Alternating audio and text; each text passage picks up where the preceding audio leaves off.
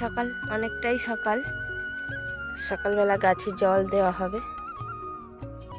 ওই যে তোমাদের দাদা ভাই, কি গো দেখো চারিদিকে কত কুয়াশা। চলো একটু মাঠটা থেকে ঘুরে আসি। এখন কি জল দিতে তোমাকে কি লাগবে?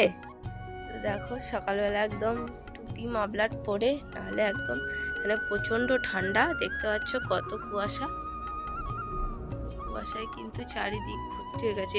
আগে যখন আরেকটু আগে উঠেছিলাম আরও কুয়াশা ছিল, বাড়ির কাছাকাছিগুলো প্রচুর কুয়াশা ছিল। দেখো আজকে বছরের শেষ দিন, তো সকালবেলা উঠেই তোমার দাদাভাই এখন গাছে জল দিচ্ছে। আজকে বছরের শেষ দিন, আমাদের আবার রাত্রেবেলা পিকনিক আছে। কালকে সব পিকনিকের বাজার করে আনা হয়ে গেছে। পিকনিক করব আমরা রাত্রিবেলা, তোমাদের দেখাবো। কুয়াশার মধ্যে যেই সামনে যাচ্ছি কুয়াশাটা সরে যাচ্ছে, দূর দূর শুধু কুয়াশা আর কুয়াশা। একটু সকালবেলা আমরা হাঁটতে বেরিয়েছি। কত সুন্দর ঠান্ডা বাতাস, ঠান্ডা বাতাস সুন্দর গায়ের মধ্যে একদম। এখানে কিন্তু গাছে রস হয়, এখন শুরু হয়ে গেছে।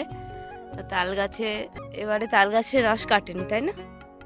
এখন খেজুর গাছের রস হয়, এখন খেজুর গাছের রস হচ্ছে। তো রস, শাকের ওপর কত কুয়াশা পড়েছে দেখো, কুয়াশায় একদম জল হয়ে গেছে। আমরা হাঁটতে হাঁটতে অনেকটা দূরেই চলে এলাম।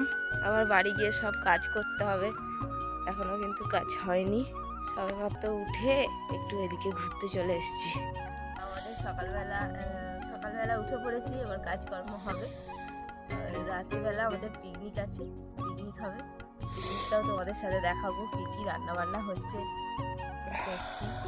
প্রচুর ঠান্ডা, প্রচুর ঠান্ডা। এখানটা সত্যি আরো বেশি ঠান্ডা। আমাদের বাড়ির কাছে অন্যরকম ঠান্ডা, বলো? ওখানটা একরকম ঠান্ডা, এখানটা যেই ঢুকলাম এসে ঠান্ডাটা যেন সোয়েটারের মধ্যে দিয়েও এসে আমার গায়ের মধ্যে লাগছে।